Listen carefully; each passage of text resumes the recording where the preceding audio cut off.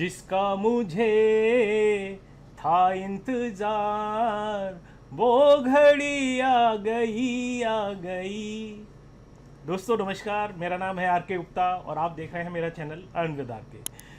दोस्तों वो घड़ी आ गई है और कल रात इथेरियम का ETF जो है वो पास हो गया है, SEC ने उसको पास कर दिया है। तो आज हम इसके बारे में बात करेंगे इस वीडियो में कि क्या क्या पॉइंट हैं इसके पीछे। और आप देख रहे होंगे कि इथेरियम का प्राइस जो है रात को काफ़ी बढ़ गया था, $3,900 तक पहुंच गया था, लेकिन अभी जो है वो इथेरियम का प्राइस $3,600 हो गया है। और आप सोच रहे होंगे कि भाई ऐसा कैसे हो सकता है, इथेरियम का ETF पास हो गया और उसके बावजूद भी इथेरियम के प्राइस जो है बढ़ने की बजाय घट रहे हैं। तो उसके बारे में बात करेंगे। और दूसरा मैं बात करूंगा आज कि इथेरियम का प्राइस कहां तक जा सकता है, ETF का क्या प्रभाव पड़ सकता है ETF के प्राइस के ऊपर, मतलब इथेरियम के प्राइस के ऊपर। तो दोस्तों सबसे पहले मैं बात करूंगा कि इसकी जो मंजूरी है, आपको बता दूं कि 23 मई को 2024 को ये रात में करीबन 2 या 2:30 बजे के आसपास ये अप्रूव्ड हो गया था और काफ़ी चकलस चल रही थी, काफ़ी लोग इंतजार कर रहे थे हमारी कम्युनिटी के। तो मैं अभी आपको एक दिखा देता हूँ इथेरियम के प्राइस के बारे में। थोड़ा सा देख लीजिए कि यहाँ आप देखिए इथेरियम का प्राइस जो है वो काफ़ी यहाँ से नीचे आया है। और अगर मैं इसको देखता हूँ कि कितना नीचे गिरा है, तो यहाँ मैं आपको बताना चाहता हूँ कि ये करीबन 7-7.5% तक नीचे गिर गया है। अभी जो है 3,658 के आसपास चल रहा है। तो ये कोई बहुत बड़ी चीज़ नहीं है, मैं इसके बारे में आपसे बात करूंगा और आपको बताऊंगा। अभी आपने देखा होगा कि बिटकॉइन का भी जब ETF पास हुआ था तो बिटकॉइन के प्राइस एकदम शूट नहीं हुए थे, उसमें टाइम लगा था। तो देखिए 23 मई 2024 को स्पॉट इथेरियम जो है वो मंजूरी दे दी गई है। प्रस्ताव किसने दिया ये भी मैं बता देता हूँ। इसका प्रस्ताव दिया था नैस्डैक ने, NYSE ने और कोबे ने। इन एक्सचेंजों ने इसके लिए प्रस्ताव दिया था। पहली मंजूरी जो है वो बिटकॉइन ETF की हुई थी। आपको पता होना चाहिए जनवरी 2024 में बिटकॉइन ETF अप्रूव्ड हो चुका था। उसके बाद हम बात करते हैं कि इसकी जो ट्रेडिंग की है वो शुरुआत कब होगी। तो ट्रेडिंग की शुरुआत जो है वो ये है कि मंजूरी के तुरंत बाद जो है ट्रेडिंग की शुरुआत नहीं होती है। पहले ETF का रजिस्ट्रेशन और एक तरीके से स्टेटमेंट जो है वो SEC से अप्रूव कराना पड़ता है और उसके बाद ही इसकी ट्रेडिंग चालू होती है। इस प्रोसेस में कितना टाइम लगेगा ये अभी बिल्कुल साफ नहीं है, लेकिन मेरे हिसाब से उम्मीद जो है वो करीबन 10 से 15 दिन या 20 दिन तक इसके लग सकते हैं। अब मैं बात करता हूं कि कुछ चिंताएं जाहिर की हैं SEC ने, और वो उसके बारे में बताता हूं कि SEC ने CME का मतलब हुआ कि शिकागो मर्चेंडाइज एक्सचेंज, उसके साथ सर्वेलेंस शेयरिंग एग्रीमेंट की बात पर जोर दिया है, उसकी ज़रूरत पर जोर दिया है। उसकी वजह क्या है कि काफ़ी कुछ आपने देखा होगा कि स्कैम जो होते हैं वो स्कैम को रोकने के लिए SEC ने ये कदम उठाया है। दूसरा मैं कहूँ कि CME जो है वो अभी फ़िलहाल स्पॉट ईथर मार्केट की निगरानी नहीं करता है।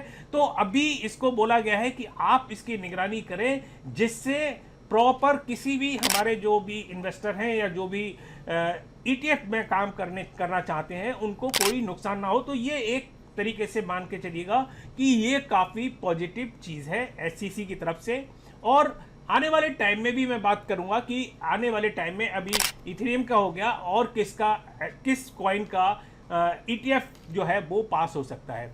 अब मैं बात करता हूं कि फ्यूचर और स्पॉट मार्केट में संबंध क्या है। तो मैं बताऊं कि ईथर फ्यूचर और स्पॉट मार्केट में बहुत ही हाई कोरिलेशन है, कोई प्रॉब्लम नहीं है। स्पॉट मार्केट में मैनिपुलेशन का असर जो है वो फ्यूचर मार्केट पर भी पड़ सकता है। तो इसीलिए जो कदम उठाए गए हैं SEC की तरफ से वो बहुत ही ज़रूरी कदम है। अब मैं बात करता हूं एक्सचेंजेस के बारे में। तो एक्सचेंजेस ने कोरिलेशन एनालिसिस जो है वो सबमिट कर दिया है। दूसरी बात करता हूं कि SEC ने खुद कोरिलेशन एनालिसिस भी किया है इस चीज़ के लिए। तीसरी मैं बात करता हूं कि अक्टूबर 2023 से मार्च 2024 तक डाटा की समीक्षा की गई है, उसके बाद ही ये SEC ने ETF जो है वो जारी किया है। परिणाम क्या है उसका समझिए कि SME ईथर फ्यूचर मार्केट और स्पॉट ईथर मार्केट में हाई कोरिलेशन को संबंध जो है वो स्थापित करेगा, जो मैं आपको बता ही चुका हूं। अब मैं बात करता हूं कि भैया ऐसे और कौन से कॉइन हैं जो इसके लिए आगे ETF आ सकते हैं। तो आपको बता दूं कि सबसे ज्यादा जो पॉसिबिलिटी बन रही है वो बन रही है सोल की, और अभी आप देख रहे होंगे सोल जो है वो करीबन 160 170 के आसपास चल रहा है, 170 177 के आसपास चल रहा है। लेकिन जो सोल जैसे ही ETF पास होगा, लोग ये अंदाज लगा रहे हैं कि सोल की जो मार्केट है वो करीबन उसकी प्राइस जो होगी मार्केट में वो करीबन $1000 तक हो सकती है।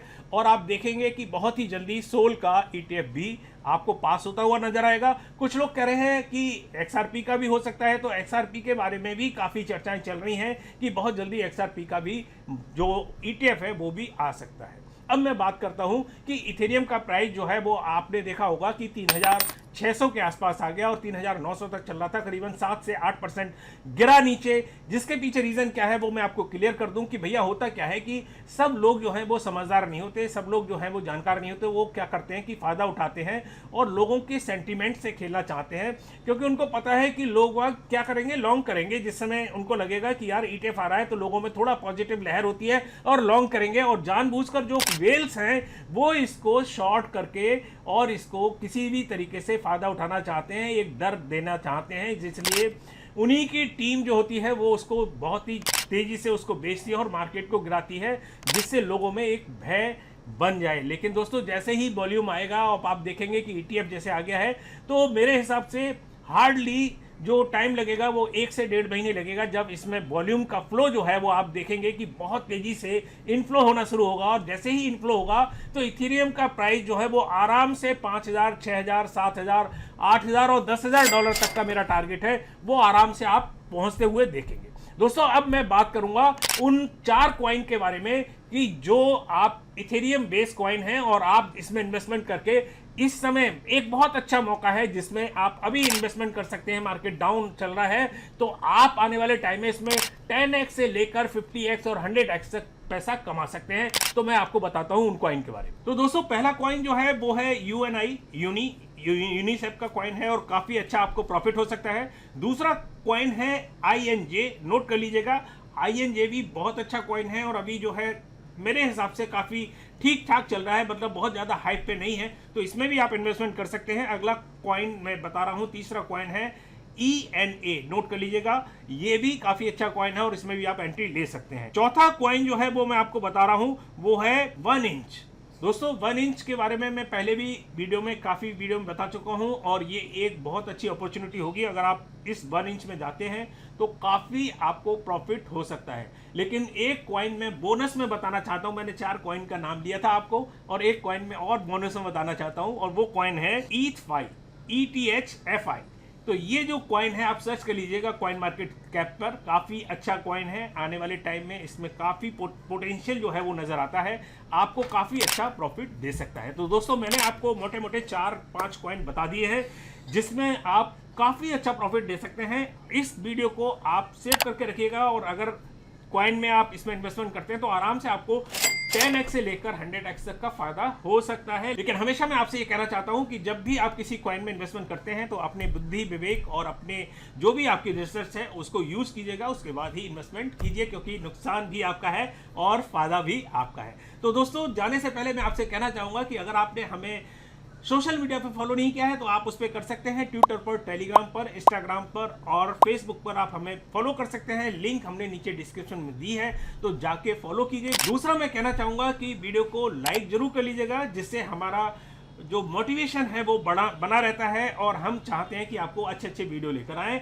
अगर आपने हमारा चैनल सब्सक्राइब नहीं किया है तो उसको सब्सक्राइब कर लीजिएगा, घंटी का भी बटन दबा लीजिएगा, जिससे आपको हमारी वीडियो की नोटिफिकेशन जो है वो टाइम से मिलती रहे। तो काफ़ी कुछ अपडेट न्यूज़ हुई, अगली बार फिर किसी नई ताज़ा अपडेट और किसी नई जानकारी के साथ आपके सामने एक अवेयरनेस लेकर मैं क्रिप्टो करेंसी के लिए लेकर आना चाहता हूं। और मेरी दिली इच्छा यह है कि आपके सबके पास कम से कम एक बिटकॉइन तो होना ही चाहिए, इतना प्रॉफिट होना चाहिए। तो दोस्तों काफ़ी कुछ अपडेट न्यूज़ हुई, अगली बार फिर किसी नई ताज़ा अपडेट के साथ आपके सामने फिर उपस्थित होंगे। तब तक के लिए नमस्कार, जय हिंद।